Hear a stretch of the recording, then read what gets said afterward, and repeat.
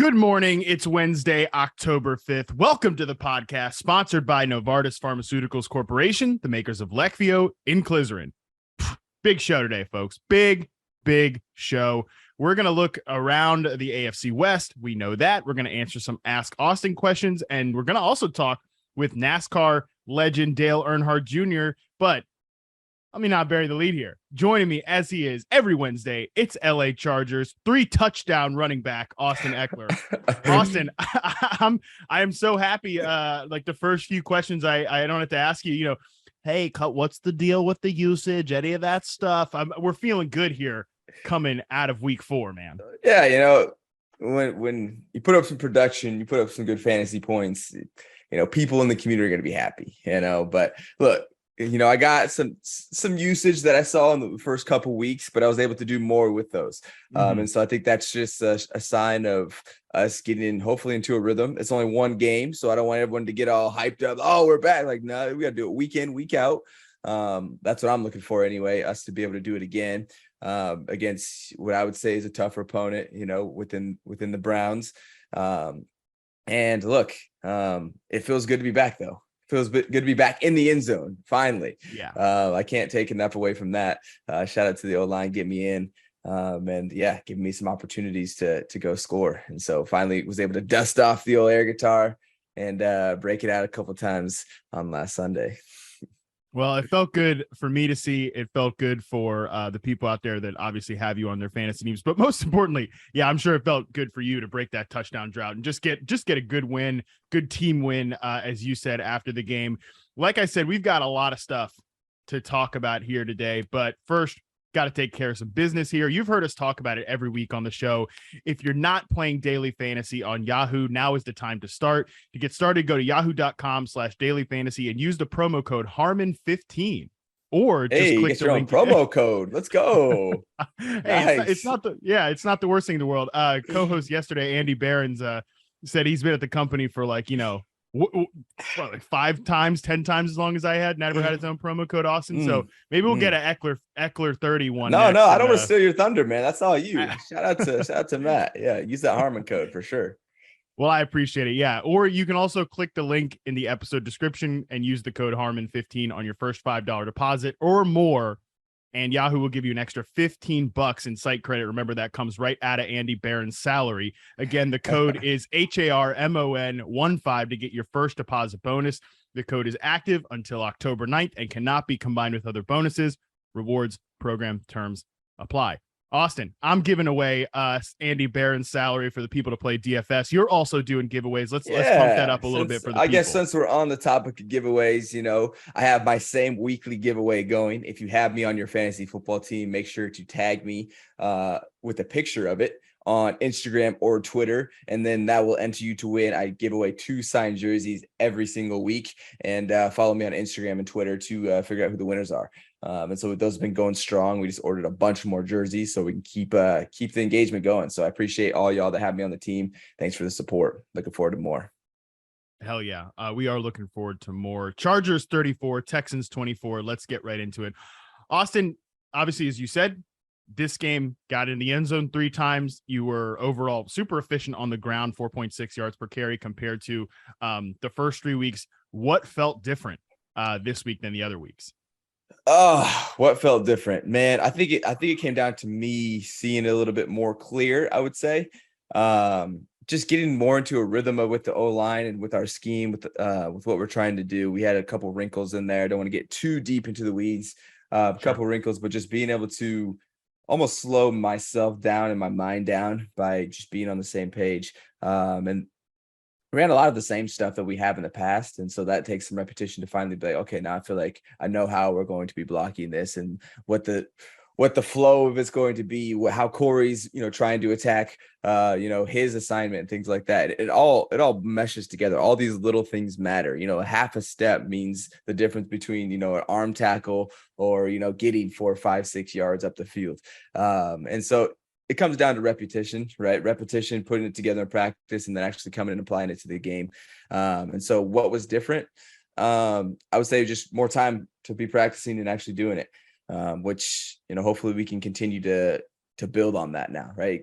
Every streak starts with one. We got one in the books as far as a win, and we got the run game in the right direction. We still have room to go. As our running back coach was saying, he's like, you ever see that friend, when you're eating chicken wings and they never eat all the meat that's on the bone? He's like, that's how I felt. Oh. He's like, that's how I felt. He's like, there was more meat on that bone out there that we could have got. And so it's like, hey, we're getting there, but we still got a long way to go. And I agree with him. Yeah, don't even get me started on the people who leave meat on the bone on the chicken wing, man. I mean, that is a cardinal sin. Okay, like, you come around, man. You come around the Harmon household and leave meat on the bone from a chicken wing perspective. It might be the last time you get the invite over, or at least you're going to be corrected. You get those people that they'll have like the drums, the drumstick, and they'll just like eat like a little ring around it and like put it down. I'm just like, excuse me, what are we doing? Oh man, good stuff. So I'm glad I can paint that picture for you. Oh, I mean, that's a good analogy, and that's a phrase you hear a lot, I think, with the running game and running backs. Like there's always there's meat left on the bone, that type of stuff. And from a fantasy perspective, before we kind of break down more of the game, we talk so much about the freak out about Austin Ekeler's season, this, that, and that. Like, he's a top 5 pick, and like he's not only scoring this many points. If you look at like the standings right now, Austin, you're the 5th highest scoring running back on the season. And obviously some of that is really? So yes. I didn't even know that. See, look, I know I had a couple rough weeks, but the thing is, like, what's my team? My team believes in me. I believe in myself. They're giving me opportunities. So I'm still squeaking out, 8, 9, 10, 11, 12 points here and there. I just haven't had those big touchdown games that I've had in the past. And so finally got in this last week. So it's going to turn those 10, 12 games into 20, 30 point games, Yeah. Exactly. Obviously this is what sometimes fantasy points come in Costco. They come in bulk there. Right. So that's the way it is. And you're still lapping the field in terms of like targets, catches at the running back position. So sometimes you got to be a little patient. And this is what I say this all the time to folks out there, Austin, and I'm sure it kind of comes into your guys' mind too, from a production standpoint. We talked about riding the wave on the last episode, right? Not everybody goes out there and is Cooper Kupp and like puts up and even Cooper Kupp like has some slower games, but just every single week, great, or solid every single week. For a lot of guys, like it can come in bulk like this, and your superstars in fantasy. And Austin, you were obviously drafted as a superstar in fantasy. That's how it is, man. Like they're going to give you those weeks. Austin's going to give you those weeks where he scores 3 freaking touchdowns. And like, unless you blew it at every other spot on your roster, you probably won that week because of that individual effort. But going back into sort of the game a little more, one thing that really caught my eye, obviously we had a big injury we talked about last week. Rashawn Slater, he was all pro level left tackle as a rookie. He was awesome. You guys lose him for the season, but I think myself included, some folks might have just expected you guys to flip like Storm Norton to left tackle, who had battled with the right tackle position, but you had a 6th round rookie. Tell me if I'm saying his name right. Jamari Sawyer. Yep. Yeah. Jamari was really impressive in this game in left tackle. Like I'm watching it, went back and watched the film too. And like, he's blowing guys up in the run game, playing pretty well in pass protection. Like that's a guy I wanted to call out on the show because it was really impressive. And I think, sort of kind of sneaky. Like if he'd been an offensive skill position player, we'd be talking about him all week, but like, we got to give some love to the lineman here too. Yeah, no doubt. And it's a position he played in college, actually. So he had familiarity with playing that spot. And obviously we had Rashawn there. So it's like, where can we fit Jamari in? So we're trying him out at guard, trying him out at tackle. And man, he was holding it down. He'll have a pretty good challenge this week, coming up with, with the werewolf over there in Cleveland, Myles Garrett. So it was good. It was a good game for him to get his feet wet, to see how he does. We make sure we're protecting him, but he didn't really need it. He showed that he can hold his own. And then just like myself, we're going to see if, you can do it again. Can you do it again? Right. And then can we do it again? Right. And we'll continue we switch it up enough where I think we take some pressure off of almost all of us. Because we're mixing it up in the run games, the deep throws, the short throws, the quick throws, some play action. So we have enough, I guess, balance in our offense that it really keeps the defense on their toes. Like they can't just straight up rush up field every single play. And so that definitely helps out. So yeah, very proud of him. He got a game ball. That's what's up. Well deserved. And looking forward to getting to work with him on Wednesday or today, I guess. Yeah. No, it's exciting, man. When you have guys step up unexpectedly and fill, because again, 6th-round rookie, like I wouldn't say that. I wouldn't say it was unexpectedly. Just the result was unexpected, right? Like we're expecting him to step up, right? To the degree of that efficiency, we don't know. Like where is he going to step up? Like, is he going to give up a couple sacks, get beat around the corner? It wasn't really like that. There's things that we can all can clean up, but that's football. So yeah, shout out to him coming in. Another guy that came in was Michael Bandy. He made 2 big catches for us. That came in, one of our little receivers. I say little because he's short, not because of his play status, because he's actually sure. He's an absolute stud. But came in, made some good catches too, and he's been showing out for us all season or all preseason. So I was happy to see him get some burn in there as well. You guys just have some. I don't want to say like random, sounds like disrespectful, but unexpected guy seemingly pop up, every single week. You've had this like fullback. What's his name? Xander, yeah, the Zan man. He's popped in a couple of touchdowns. Obviously, we talked about DeAndre Carter's big week 1. But that's the mark of an offense that is captained by a quarterback that we all believe is, one of the best guys in the sport, right? Like talent elevating play at quarterback will bring these guys like Bandy, like Xander up every now and again, man. That's Absolutely. just how it goes. Absolutely. I think we saw that a lot with, Tom Brady. We saw that a lot with him, where it's like, man, you got these guys that aren't getting really paid, but they're balling out there, right? It's because he's giving them opportunities. O-line's protecting him, and he's putting the ball in spots where, it's undefendable, or making the right decisions where it's like on time, you can't defend it. So yeah, like I said, man, playing with Jay Herb makes me want to continue to play for a lot longer. So I'm enjoying life right now. Hey, you brought up play action earlier, and this is something I wanted to talk with you about. In week 4, Justin Herbert, 14 play action attempts, according to Pro Football Focus, the second highest on the week. Only Geno Smith, the great Geno Smith. I mean, my God, Geno is balling out there. 53% of his dropbacks were play action in week 4. That just shout out to Geno, man. He's executing that offense really well. But Herbert, 14 attempts on play action, 11.9 yards per attempt on play action throws. How much, can you speak a little bit on like how the play action game marries with the running game? Because that is sort of a debate and a topic of discussion, I guess, a lot among like football observers, just how much those things kind of flow together. So I'm curious about your perspective on it since you brought it up. Yeah, I mean, it's not really something fans, I would say, even pay attention to. You have to actually want to know about the game to, I feel like, dive into the effectiveness of doing play actions and things like that. And so for y'all fans out there that know nothing about play action, what play action even means is basically we fake run the ball in a passing play, right? So whether I'm coming across the quarterback in the gun or coming under center and coming around, Justin's faking me the ball and then getting his eyes down the field. And so what that allows us to do, from my perspective, is it allows us to freeze the linebackers. A lot of times it's not very long. Like, they understand, they're really smart. They see the O-line doing a pass set and they're already out. They're dropping out. But it's that one split second where it's like, oh, he could be handing it off, that holds them for, like I said, it's literally like half a second to 1 second. If you hold them for 1 second, that's a long time in an NFL play that are averaging 4 or 5 seconds. So what it allows us to do is get separation, right? Because while this is all going on, we have receivers going long, we have receivers coming across. So we're starting to stretch the defense out, which what happens if you stretch the defense out? Well, there's more space, right? So more space is being created in the defense, which allows more lanes to throw the ball, right?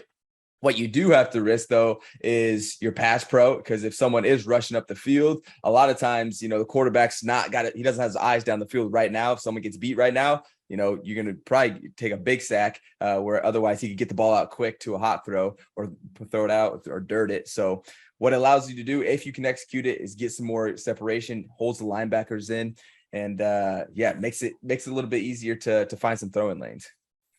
Do you find that because, obviously your running game hasn't popped off all year. You had a great game in week 4, but we've discussed about the struggles to kind of run the ball in the first 3 weeks. But, nevertheless, like, you look at Herbert's numbers and they're so much better in play action than not in play action. Like, his completion percentage is 10.7% higher. His yards per attempt is like 2.3 yards higher. And you said it earlier, like, fans might not know this stuff. You'd be surprised, man. Like, if folks are listening to a football podcast in October, you know, like they want to know this stuff, man. So like, they never feel like I mean, it's good to explain it, obviously, but never feel like people don't care about this stuff. Cause I'm telling you, like, people want to know from an NFL player more about the sport like this. For sure. And on that, it's just interesting that, do you ever find that like, it doesn't even really matter if you're running the ball that well? Sometimes like play action is just a good like thing to have in your back pocket anyways, because quarterbacks are just more efficient in that style.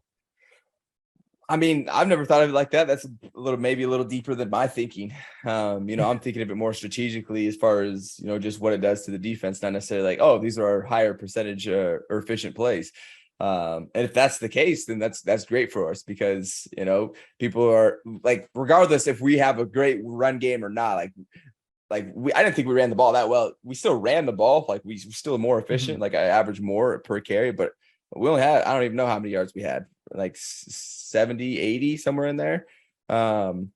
Maybe. So it still wasn't like a crazy run game, and we're dead last in rushing yards per game. Right. But here's the thing, you still have to respect the run. And so when he does that, with Jay Herb's just so efficient in general, right? If you're putting stretch on the defense, like, that's just, I mean, it's going to make it even more efficient, right? It's like, it's even easier for him. So what's easy for him right now, just stand in the pocket, he can do that. Yeah. But if you also give him a little more of advantage as far as being able to see the defense, and maybe it's the rhythm of the play that he really likes too. You know, there's a lot of different factors that might play into that for him personally. Because there is some type of rhythmic flow where it's pop up, and you're looking at boom, 1-2 right now. Usually, because it's usually not sitting up in the pocket unless it's like some type of sprint out type of thing. And I guess that's another type of, you know, play action that we have that I didn't really speak out is the rollouts, right? Where we're rolling out, and now it's allowing him to run. And we've seen so many great throws that he can make on the run down the field. But what does that do? It's buying time. It's stretching out the defense. So still has the same concept. And we'll keep running. We ran them all last year too. I'd be interested to hear the numbers from that last year for the same type of like percentages and stuff. Well, so far this year, Justin Herbert is the third highest in terms of like percentage using drop, or let me say that again. So far this year, Justin Herbert has the third highest drop back percentage with play action. He's only behind like Marcus Mariota, Daniel Jones, Tua. So he's fourth in terms of guys that have like played, you know, the majority of the first few games. So obviously, and then the other guys are up there kind of higher, like, you know, Tyrod Taylor, who got like 3 dropbacks in that game, but on the same offense. So I think it's really fascinating to see, like you mentioned, just effect on the defense, all that stuff. But, you know, it's like an art thing for quarterbacks too. Peyton Manning was always so great at like actually selling the play action fake, because sometimes you see guys and, you know, they sell the fake. It's like, come on, man. Like, everybody knows that. Some people show like a hand. There's no ball in the hand. And be like, you know, like I remember Phil used to do that sometimes. He used to like show a hand, like, I'm like, okay. Or just go like this. Like, you just go like, that was his ball fake. He was like, all right, man. Hey, that's not much of it, but whatever. We'll take it, I guess. Yeah, I'm looking it up as we're talking about it. Like, last year, 27.6% dropbacks with play action for Herbert. He's like around 37% so far this year. He was like well outside the top 15 quarterbacks. So maybe that's something that's gone a little bit different this year. And it's interesting. It's something to keep thinking about. I think that play action game will only get better when Keenan Allen gets back in there, like, as, you know, a deadly middle of the field route runner as well. So a lot of good stuff there. A lot of good stuff on the play action. I love to think about that. One other thing I wanted to ask you about this game before we move on. Obviously, you guys got the win over the Texans. The Texans are sort of in a rebuild mode, right? Like, they're trying to find some young guys. They haven't won a game. You know, that is what it is. You know, they have not won a game, but they are looking for sort of younger pieces on that team. One guy in particular, Dameon Pierce. That guy can play for sure. Shout out to my mom. I mentioned this on the podcast with Andy yesterday. Picked up Dameon Pierce, like someone dropped him in her league, and she picked him up, started him, and won last week. So pretty shout out to my mom for that. Dameon Pierce, though, any thoughts on what you saw out of that guy, like rookie running back, and, you know, just ripped off one explosive run, and generally just looks like a pretty good player right now. Yeah, dude's a stud, man. And I think, you know, we saw that, you know, when he was coming out of college. You know, he kind of reminds me of Robinson out in Jacksonville, Jacksonville, that kind of like the same type of body, like thick, like bowling ball type body that can run. And when you have that type of body, it's just hard to bring those guys down. When you have these thick, those squatty bodies, I call us, right? Our little shorter squatty bodies, baby. It's hard to bring us down just because our legs our center of gravity is so low, our legs are thick. And so we can protect ourselves and use our shoulder pads very well. And I saw that a lot from him, it's just coming downhill, being efficient. I think, like I said, before the season, like it was going to be interesting to see, he's in a situation where they're, like you said, they're in like kind of a rebuild phase over there. And he's going to be the one that stands out. In my opinion, he's, one of the ones that's helping carry their offense, and he'll continue to get going. I mean, but it shows that you need more than a couple guys that, like you need a whole squad to be, effective in the NFL as far as long-term success as a team. But as an individual, he's definitely a stud, and I'm looking forward to seeing his career plan out, the rest of this year. Yeah, good player for sure. Definitely going to make some noise the rest of the season. Really, really impressive guy. I think you're so right about the low center of gravity. That's funny, just different styles of running backs too, because then there are guys like Derrick Henry who are these massive dudes with like, respect, like comparatively in context, like smaller legs. He's not built like a James Robinson or like a Dameon Pierce, like the squatty body is. I mean, that's gonna be tough for me to not laugh saying that, but it's just built differently, different styles, different strike zones. And when you're a smaller guy like that, I mean, you can speak to this. It's just the ability to drive through with your legs. It's a whole different thing. Yeah, because I mean, the game is built off of like physics, right? Like it's all about leverage, velocity, all of these different, factors that play into how your body is created. And when we're shorter, our leverage as far as blocking, as far as getting low, usually you've heard the saying, low man wins. Well, we're already shorter, so it's easy for me and I have less body to move to get low, right, and to react. And so I think that actually helps me protect myself too and stay healthy as far as being able to protect my lower body, because that's what you have to protect the most as a running back is, well, first off the ball, then your lower body, right? Because you can't run without your knees. And what do you need to run? You need your legs, right? You got to protect those things.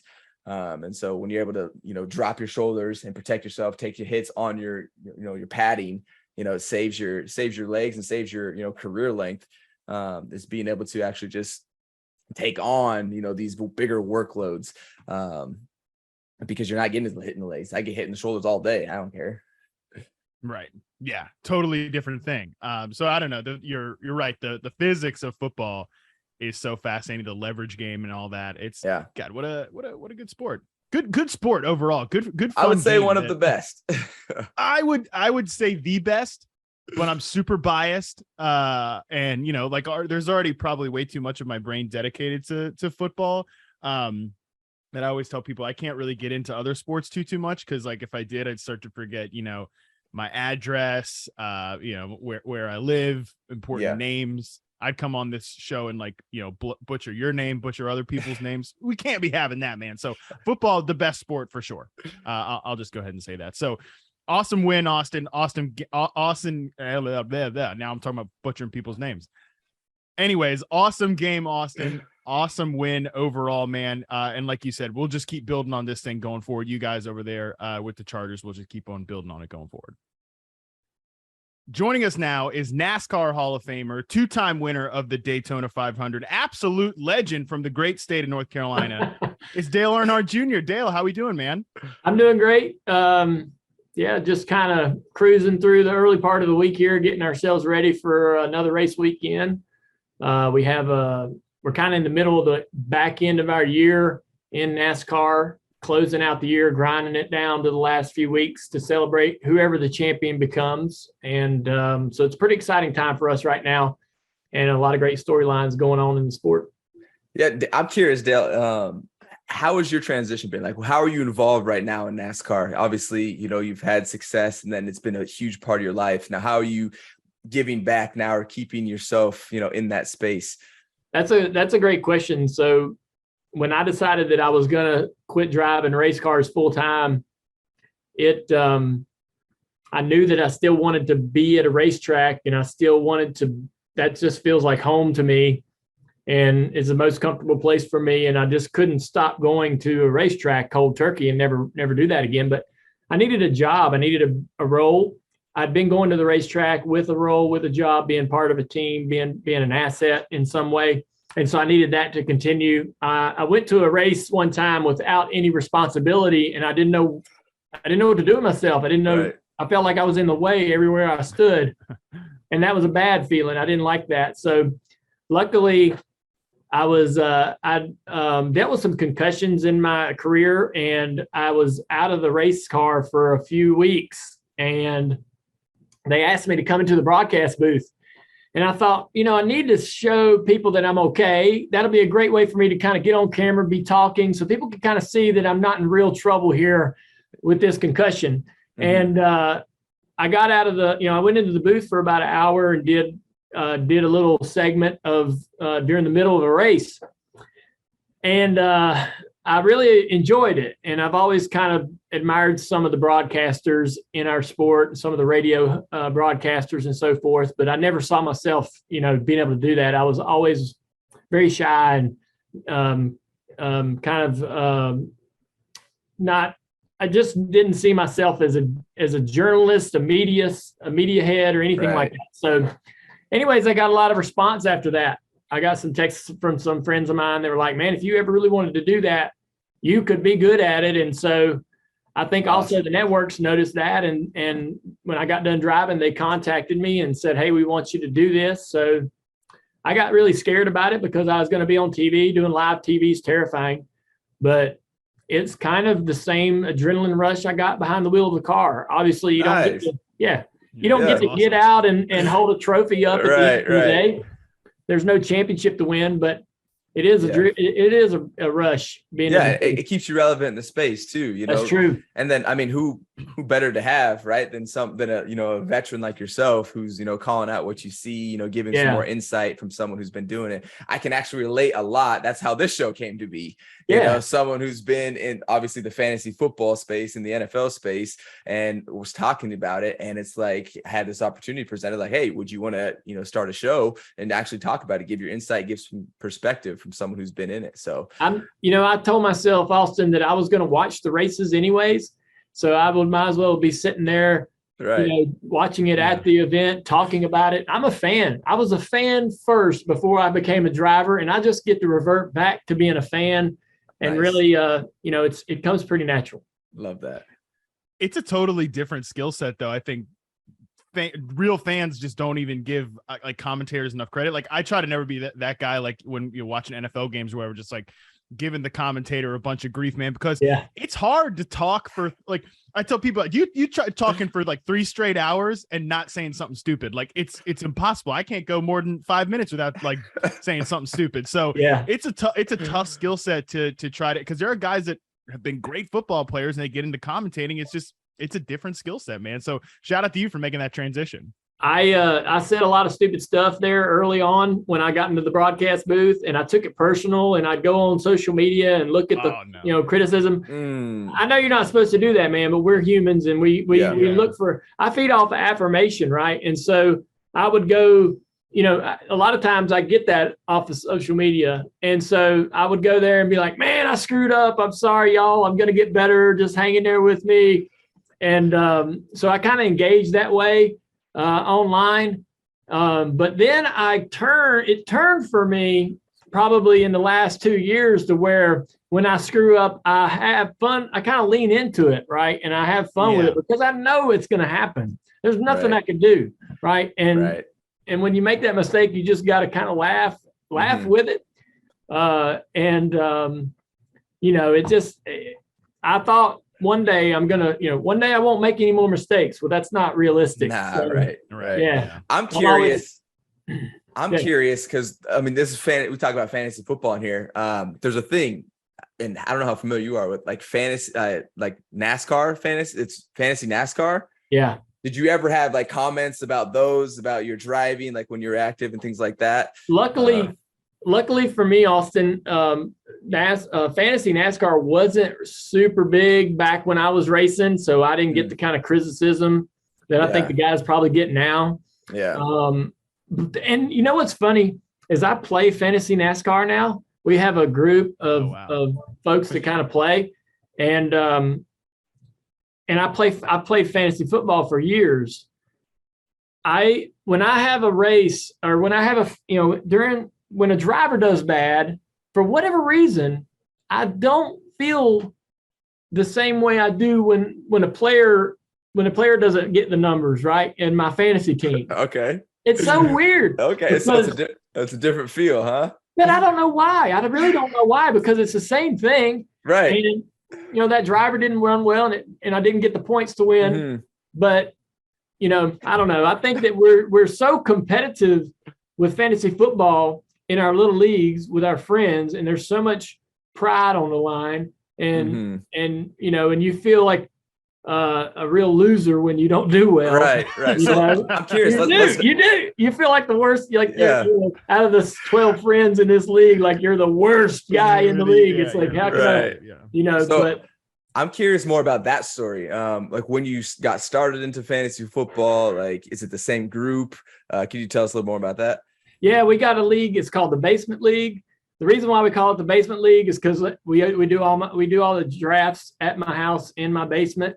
I have a little bar downstairs, and that's just why we call it the Basement League. But it's this. We've had that league, man. We've had that league forever. It's been around for at least 15 years. Wow. Maybe more than that. But it's a blast. It's about 12 of us, and I would say that 6 or 8 are original members. And I have been in more than one league during a year, but that is my league. Yeah. And that will be my league. And it's a lot of fun. I enjoy it. And this year I'm 4-0 after Sunday or after last night. Oh, shout out. Right, let's go. Yeah. Things are going well. So I'm enjoying it. I've had a couple championship seasons and there you go. Yeah. It's a lot of fun. I was gonna say 15 years. That makes sense why you're so passionate about it, right? And that's what I love about fantasy sports. There's obviously some toxicity in there, but for the most part, it brings people together. It keeps them invested in the game and themselves and the community, and it brings something that they're looking forward to every year during football season. I'll tell you one thing that it did for me, Austin, is up until I played fantasy, I was a big Washington Commanders fan, and I still am today. And it's been a difficult 30 years, but I'm loyal and it never will change no matter what. But there you go. I only watched Washington games only, right? I really didn't care about any other team. If Washington, obviously I'm gonna watch the Super Bowl, but otherwise I had nothing in it. And so when I started playing fantasy, man, I'm watching other teams. I'm learning about other players. I know, all of these things about the game that I paid no attention to before. So I really appreciate that about fantasy sports, is because I was only probably tapping into about 10% of the enjoyment of the game. Right. Until I played fantasy, and fantasy really opened it up for me. And so now I'm watching games that, I'd never be watching just for this one player. Because you got one player. And that's the beauty of it, man. I love it. So that's why I do this show, right? Because I'm like, I know there's a lot of people that have a lot of, they're relying on me, right?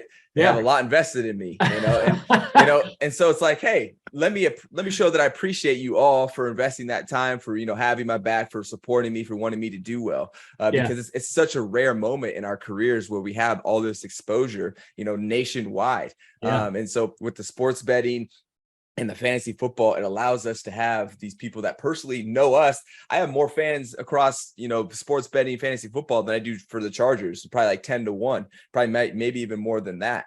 And so that's like, man, it's so special to be able to take part of that. It's kind of like getting back to what you're doing right now, where now, people know who you are, but now you have these opportunities that are presented because of, the legacy that you've set for yourself. And now people want you to come back to the game, come back to the sport, and hear what you have to say. So it's, it's a time where I'm trying to take advantage. So I can kind of go down the path that you're going down, right? Where now you're giving back to the game. So it's really fun.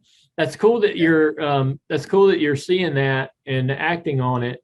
And I wondered, when I first started getting into fantasy, I knew that it was like this additional pressure for a player, right? Oh, yeah. It's kind of and a lot of players, I imagine, were like, man, I don't want this pressure. I don't love the negativity that comes along with it. And I wonder, if that's changed over the years, if it's still the same for some players. Some players don't appreciate it or don't want it as part of their world or part of what's going on or things they're thinking about. But it seems like you have a little bit different approach to it. Yeah. I've kind of recognized it as an opportunity. Because there's going to be toxicity in any community that you're involved in, right? Yeah. That's just how communities go. There's people that are happy, people that want things changed. And so they're going to have this conflict. It's actually a good thing because it keeps us being competitive, keeps us pushing to be the best, to serve all, or attempt to. And so I've seen, okay, there's a bunch of people that support me. How can I use this to my advantage, right? Because in the NFL, it's a very concentrated time in our life where it's like there's a bunch of exposure, there's the monetary gain, there's the coolness factor of playing on Sundays, and there's all these different benefits. And it's like, it's not going to last very long. The average career is like 2.9 years.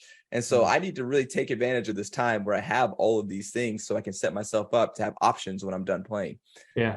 Yeah. So absolutely. So you're 4-0 this year. Go ahead, Matt. No, you go for it. So you're 4-0 this year. Yeah. I'm curious. Everyone that's come on here, I've just asked, like, is there a punishment for getting last? Do you guys have that in the basement league? Basically, we do a $40 buy-in in our league, and it's I think it's like 300 and something for the winner, and second place gets the rest. I think third place gets his money back, but the last place has to buy the $40 buy-in for the champion. Okay. So last place is going to spend $80 to get back into the league next year. Yeah. And that's kind of the thing. I mean, I know there's probably more sensational punishments, but I always wondered, man, if it was really, when you have a sensational sort of, thing that the loser has to do. I mean, how do you even hold that guy accountable? He could just balk and walk away and say, I don't even want to be in the league anymore if I've got to do that. Because you get people that'll say, yeah, okay, if I finish last, yeah, that's fun. That'll be great for the last place guy to do until it's them. Yeah. And then when it's them, then all of a sudden it's crickets. It's like, hey, have you seen Billy? We can't find Billy. Billy won't answer our calls. Billy's moved out of the state. Billy's left the country.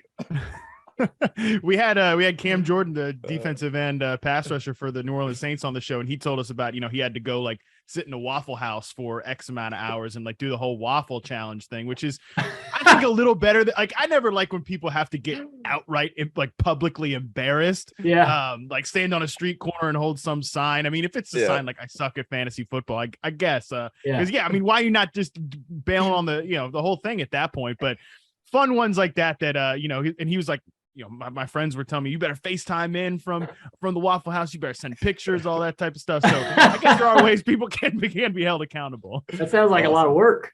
Yeah, for sure. Yeah, I always got to ask. It's always super interesting. Well, I appreciate your time, Dale, man. Thanks for coming on the show. No, Dale, before we let you go, we do want to hear about your new children's book, Buster's Trip to Victory Lane. Tell us about that, man. Yeah, I got the book right here. Buster's Trip to Victory Lane. I'm a father of two girls, Isla and Nicole, 4 and 1 year old. And when they, came into my life, also a lot of children's books started flooding the house. And I was really interested as to why they were attracted to just certain books. And you'll have 100, when you become a father, you're going to end up with this tiny little library of children's books, and you'll have multiple copies of the same book and so forth. But the kids will only gravitate towards specific ones, and they'll want that same book every night. And so I've written books about my career and so forth, but never anything geared toward children. So I was kind of interested in the challenge to what interests a child? What is it about children's books that they connect with? And so I wanted to try to see if I could write a book that my kids would like. And so hopefully one day down the road, both of my girls hopefully will enjoy this story about Buster. But hopefully down the road, as I get older, I'll have guys and girls coming up to me saying, man, I read this book when I was little. And it's one of my favorite books when I was a kid. That'll mean a lot to me.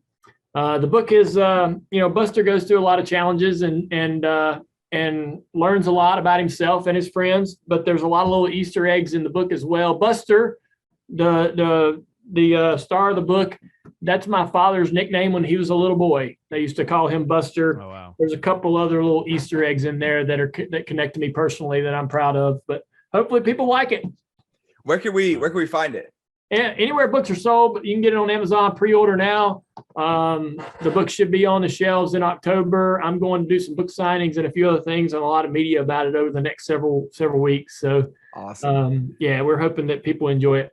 Yeah, I always appreciate when, people are giving back in some form of way, because I have this saying, it takes people to help people, right? Like my shirt says, be the best you, right? And a lot of times, we all need outside people to help us. And it's little things like that, like giving that opportunity for that connection for, some type of caretaker to a child. That I remember my mom reading me this dinosaur book, when I was 3 years old, like a little itty bitty one, right? So things like that can make an impact. So yeah, absolutely appreciate you sharing that today. And I'm hoping, people can find some type of value within the story with Buster as well. Well, I appreciate y'all having me on. It's been great to talk to you, Matt. Austin, it's awesome to meet you. I can't wait to go on my fantasy chat and tell all my buddies that I got to talk to you today. And likewise. They'll be excited to hear that, and appreciate you guys giving me some time. Yep. Thank you, Dale. Appreciate it. Thanks so much, Dale. Appreciate it. Have a good one. You too, man. Take care, and good luck to you rest of the season. Thank you. You as well with commentating and all of that. Keep it going, man. Take care, Matt. See you, Matt.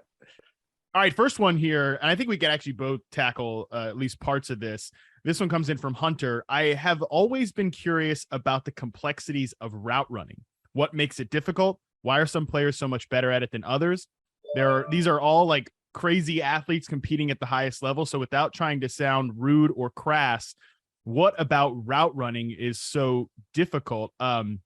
Austin, I'll let you jump in on this first, obviously, because you do this on a regular basis. I've told you about my side business, Reception Perception, where I'm charted. This is what I do. Like I chart route running, chart players.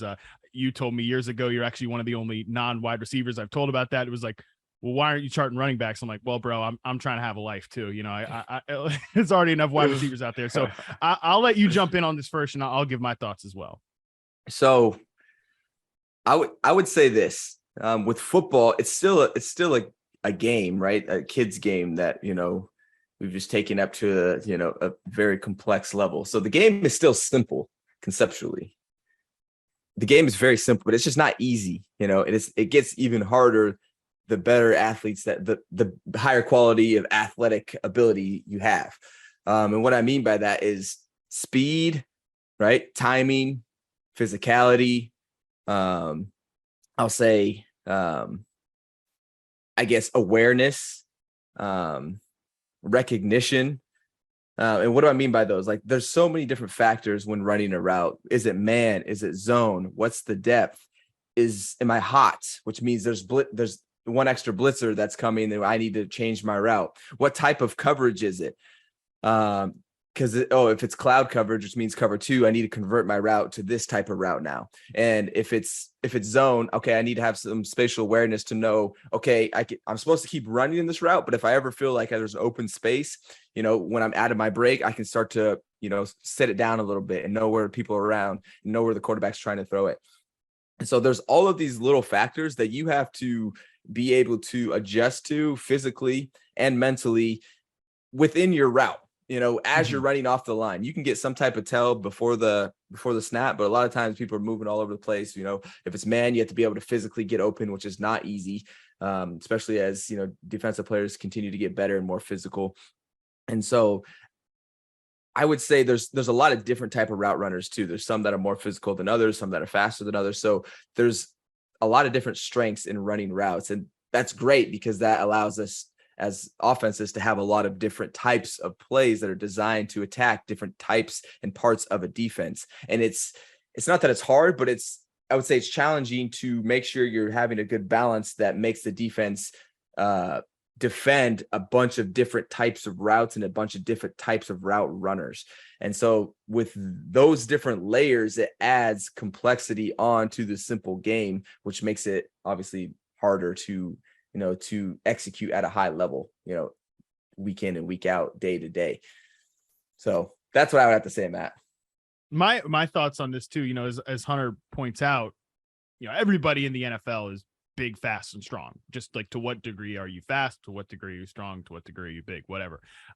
My favorite part of route running and evaluating it is the deception part of it. And I think that's the part that gets, I think, overlooked by most fans. Great example. CeeDee Lamb this past week against Washington on his touchdown, like, you could tell he's selling the go route all the way, and the corner's buying it because he keeps backing up, and then he snaps back on the inside, and it's a post route. Like, that art of deception in order to work yourself open into just a big open space at that point, because the safety's underneath. Like, that is what gets me so gassed up. Like, I weirdly have like goosebumps talking about it because I think it's that cool. Like, that's what gets me gassed up about route running. Either being able to sell the vertical route, snap it back short, all that type of stuff. The deception and art and craft of it is my favorite part. Because obviously, like, you can be as fast as you want, but if you're not if you're not a craftsman as a player, like, there's going to be a certain, I guess there'd be like a certain ceiling on who you could be as a player. But to me, the guys that are big, fast, and strong, and then they become great route runners, like, those are the players who are really difficult to cover.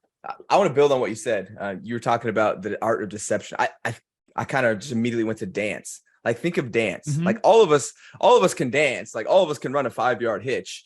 But think of like you dancing, and think of like a professional dancer and like watching them dance. And it's very coordinated. It's very, thought out. It's, systematic. It's on beat. It's on rhythm. It's like, you see them, you're like, oh, I can't do that.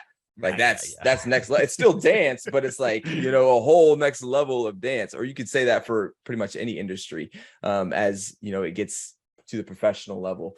So yeah, I would agree. There is an art to it, Yeah. Dance is a great thing too, because you're like trying to, obviously you're working in tandem with a partner as a dancer, whereas in the cornerback, or whatever, cornerback wide receiver relationship, just for example, is like an adversarial relationship. But you're almost trying to do the opposite of like with a dance partner, where you're trying to move together. You're trying to get this cornerback to believe you're going one way before you, and watching like guys release off slant routes or fade routes in the end zone. That I think is a really good way to kind of like, they're almost dancing in concert of each other. So that's a really good way of putting it. I could talk about this all day. We won't do that though. Next question comes in from Sammy. What do you recommend to a new football fan when watching the game? I read this question too. Sammy was talking about, she's gotten really into fantasy football, but like wanting to kind of expand when you're watching a game on Sunday, like beyond just, I think the mark of like a hardcore fan is they're watching more than just the ball, right? Like they're watching more things that are happening, and there's so much else going on off the ball. So what would you recommend for a new football fan to watch for when kind of trying to get smarter about the game, I guess? Yeah, I think there's levels to it, depending on, how familiar or how aware is football a part of your life, you've been around it. But if you're just brand new, like, oh, I just, I'm coming into fantasy football, like I'm watching the games, but most part it's like tennis, right? Where people they're just watching the ball, whoever's got the ball, go, that's like the typical newbie fan. But as far as if you wanted to add like some level of like trying to understand the game, here's what I would watch, and it's easier for me because I'm an offensive guy. So like I watch it from an offensive perspective. We won't even talk about defense. I'll say just watch offenses. We'll talk offense first. Watch the offense. I would say watch the O-line first. Like when the ball is hiked, I'm watching the O-line. Are they blocking everybody? And then you can get to where the ball is thrown later on. But that's where everything starts for us. Everything starts with the protection, whether it's run game, pass game, right? Then you can progress down, right? Okay, I'm watching the O-line. Oh, they're doing well. Like you can start to get a gauge. Are they doing well or not? Is there people running at the quarterback, right? That's how you can tell if the O-line is doing well or doing not. Is there people running back the quarterback? Is the running back getting hit in the backfield or not? Then you can start to formulate some type of opinion about their O-line. And then you start to, I guess, go out from there, right?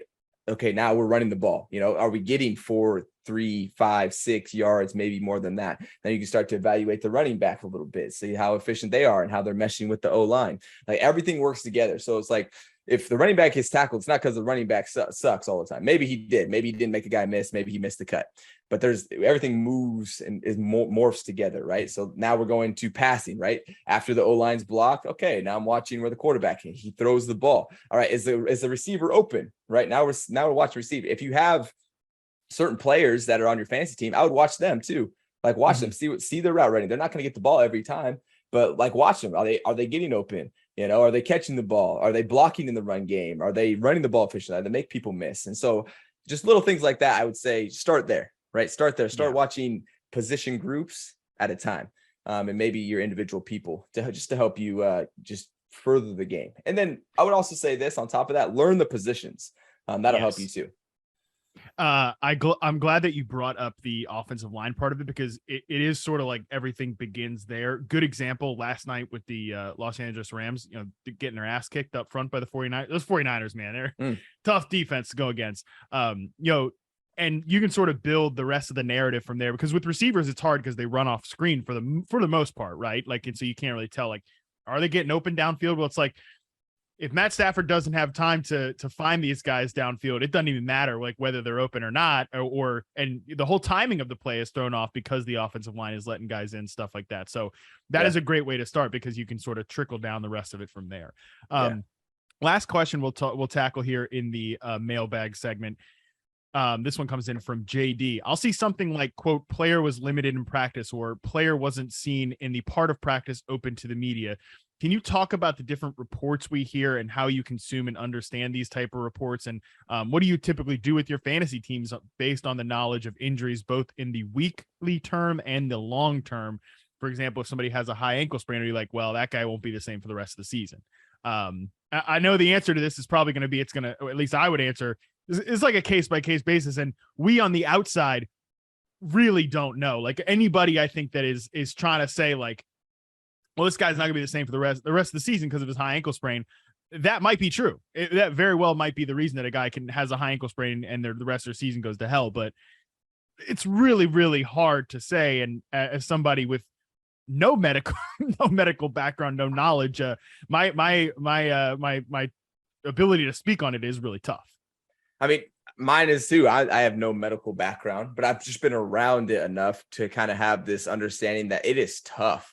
Like it's tough because like I go through it too. I'm looking at I'm like, okay, I got a guy that's questionable or doubtful. Okay, what's going on? I'll look at the injury report, right? Like, you know, it's a hamstring, it's a quad, it's a shoulder, did not practice. And so I always wait to the last day because the like right before game day, like what was the final report then?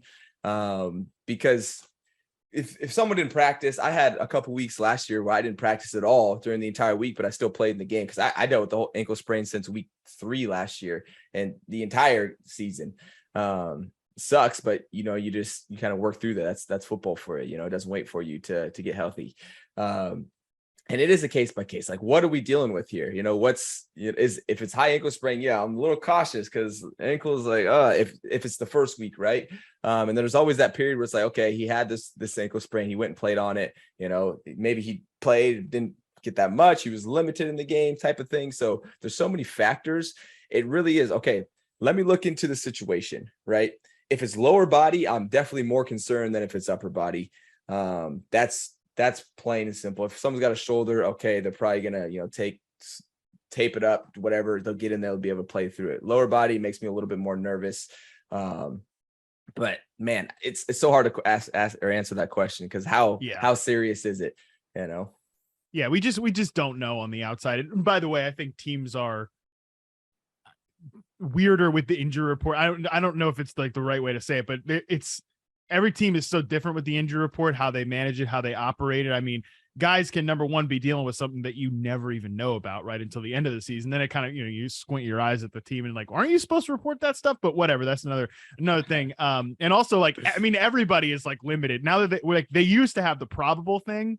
And then when they did away with that, it's like, well, shoot, everybody's questionable. So I'm with Austin that for me, and like, I mean, obviously if a guy's questionable and you're following like beat reporters and folks who are tied into the team, you know, prepare a contingency plan in case they don't play. Like, I don't want to hear folks out there complaining about, oh, Alvin Kamara was ruled out at the morning of the London game. Like, he was questionable. You should have had a backup plan ready in place. Also, you should be waking up early in the morning. Like, be accountable for God's sakes, people. But anyways, this is another topic. Like, you just want to have backup plans, but I do want to encourage folks to wait to the end of the week. Because that's when most information is going to be available. Like if you're seeing, don't be freaking out on Tuesday because of a questionable tag. That's kind of the long and short of it. But anyways, those are our questions for the week. Ask Austin at yahoosports.com. Make sure you send in your audio, video, just regular old text questions. Doesn't matter. These are some great ones this week, and we would love to just have some good ones going forward.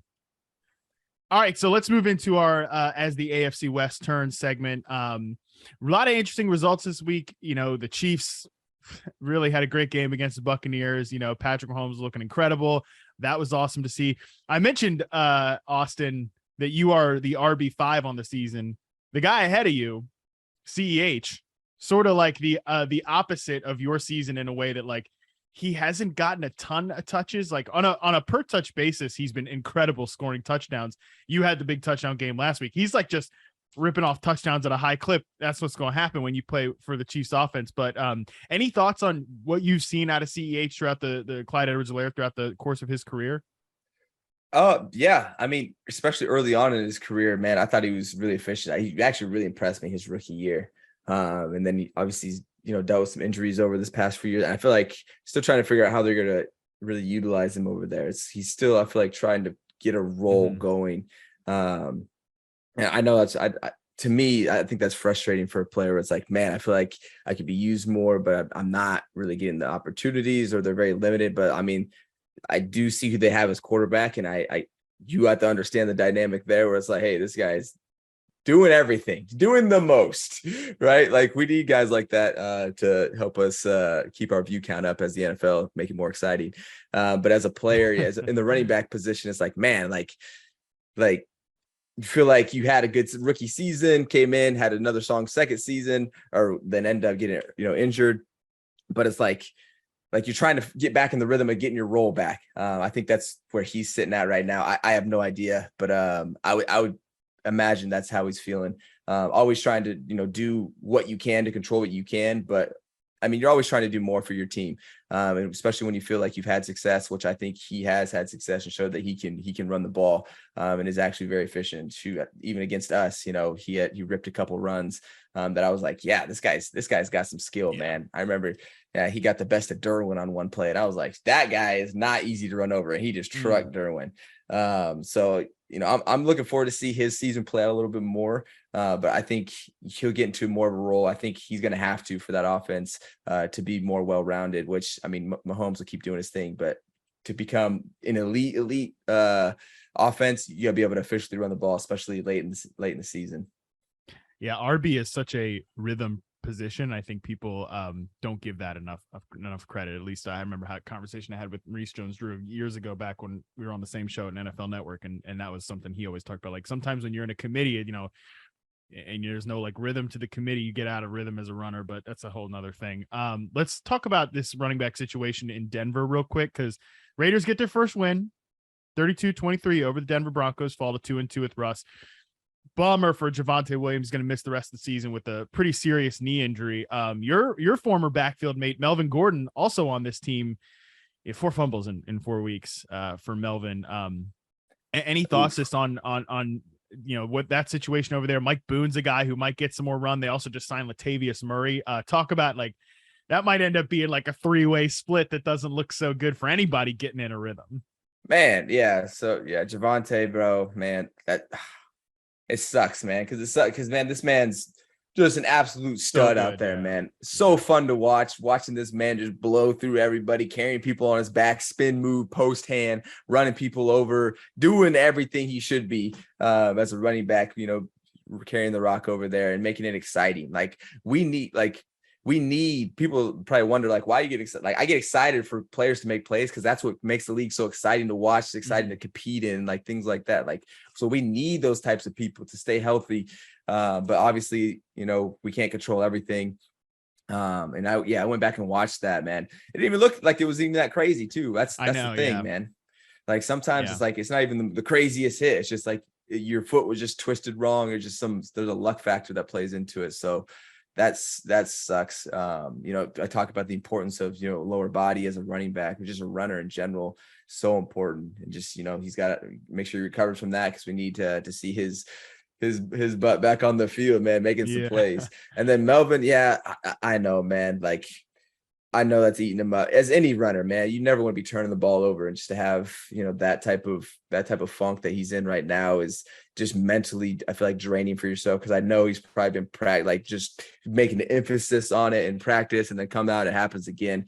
But I'm not giving up on that guy. Like, that dude's a baller. Yeah, He'll come back. It's still early. Yeah, it's really unfortunate, but I know the type of runner Melvin is, and he'll continue to put out some beastly highlights and make some plays for them. And then, they're bringing in some more people. Like, they're trying to figure out too. They're trying to figure out the shuffle. This is the NFL. You deal with injuries. You deal with people playing, more than expected, less than expected. Like, it's how can we get this combination to flow the best? That's what we're all trying to figure out, as teams.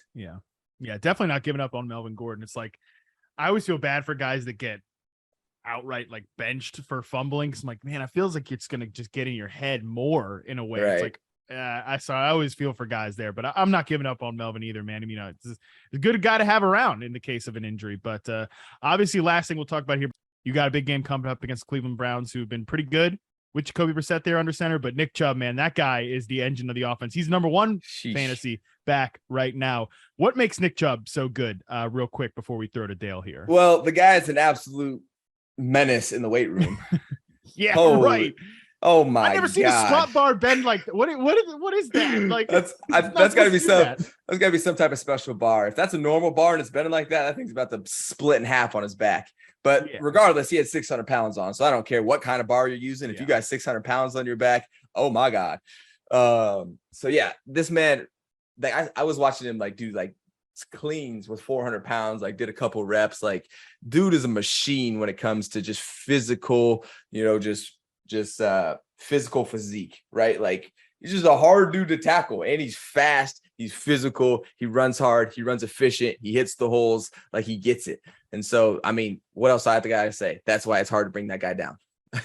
Yeah, he's an absolute superstar. All right, that's going to do it for us. Awesome interview with Dale Earnhardt Jr. from Mooresville, North Carolina. Love to see that. Thanks to him for joining us on this episode. Austin, thanks to you as always for joining us here on Wednesday, man. I love to always hear how fantasy football is helping others stay connected, because we didn't really get to talk about it in the interview, but just that friend group that he's had now for 15 years have stayed together. Yeah. And that's another reason that they get to stay together. And they look forward to probably, going down to the basement with Dale and, at the bar or at his bar in his basement and having some good times drafting their team. So I love too that he just was like, oh, and he's Dale Earnhardt.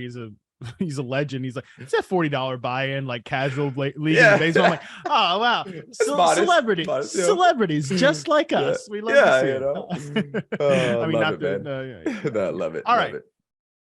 That's going to do it for us. You can follow Austin on Twitter or Instagram at Austin Ekeler. You can follow me at Matt Harmon _BYB. And while you're there, make sure you're following at Yahoo Fantasy. I will be back tomorrow with Dalton Del Don for the Stat Nerd Thursday episode of the week. Oh man, what a heater. Dalton coming off a big win with his 49ers. Until then, we are out.